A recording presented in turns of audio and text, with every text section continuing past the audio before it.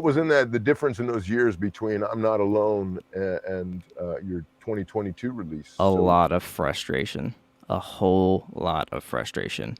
You know, before I get necessarily into talking about Dallas, it's for me being a young kid with no manager, no really good people within my state that have anything really going on. Most of the blues societies had a whole bunch of political mess, and they were breaking up, and this, and that, that's a shame. and I just couldn't get anywhere.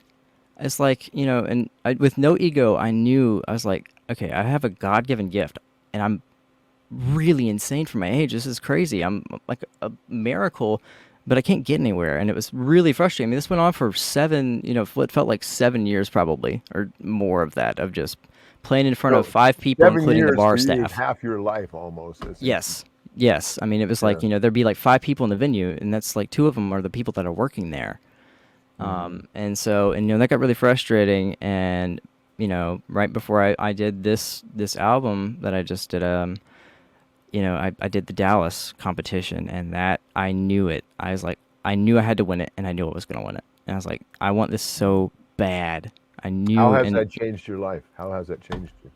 if I wouldn't have won that one, it changed my view on the music industry completely. Not necessarily in that moment, but afterwards, because it led to so many connections. What Mm. really started it all was when a person that my mom worked with, which I can't say his name, and I hate that, was like, "Hey, I know this drummer named Kenny Aronoff." That's where it all started. My life changed right at that point. It wasn't the day I won Dallas; it was what happened afterwards. And then Because of next that thing you connection. know, I realized like this is the coming from somebody this age, I'm just gonna break the kind of fourth wall and say this.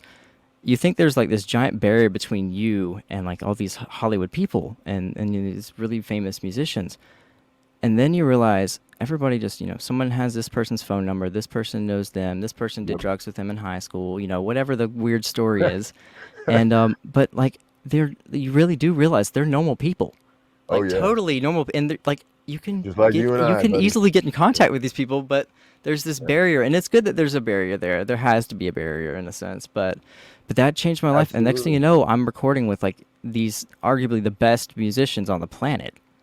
And it was the first time I felt like, oh my gosh, I'm at a point where I'm playing with someone that meets, I'm not being held back. That was with Kenny Aronoff. The first time I played with somebody that good, I was like, I'm able to be me. I'm able to fully play. Like my potential can actually really come out with this performance. Well, you know what's cool is because his tone. He's a very powerful drummer. Oh my God. You don't So know the his. half of it Oh standing in yeah. that room. Oh, I'm telling you, I can. No, I can hear it from standing in this room. So Wood chips flying. exactly. So, but that plays well with your heavy riffing styles because I Yeah. mean your style is a Yeah. thick, heavy riffing blues, and Yeah. his drum playing is just the perfect match. It is. It is. It is the perfect. It is. So who made that connection? I can't say, but it was a Oh, I foundation. I'll see. say this: it was a foundation. It was the Byron Fellowship Foundation. Like the people, they help kids basically that have dreams like me make their Oh, dreams come good. true. They help them out. So I mean, that trip, we didn't pay a cent for that trip. Like That's incredible. That's and awesome. to for Well, I'm me, glad that those was my first organizations time in the exist. West Coast. So I got the red carpet experience the first time, which was super cool. You know, Well, that's a cool thing. It yeah, is. And these organizations exist. Our yeah, organization is one. they do. Matter of fact, we'll bring you out to the West Coast. You don't want to come to Mexico? Let us know. Absolutely, We anytime. we we have an organization called Blues Against Hunger, and what Yep. we do is we bring together musicians, all kinds of musicians, and we put together jams that Yep. raise food and money to Mhm. feed people in need. So it's really cool Yep. that these organizations are there and these It doing these is, cool especially things. for people like me that honestly need it. I mean, really, to get somewhere with the way You the have music to. industry is now, it's hard. And, with Yeah, any industry or any group of people or society or people that need something, regardless of whether it's with work or, whether it's a need like that. And there's so absolutely. many, and it's good to see that there are more coming now.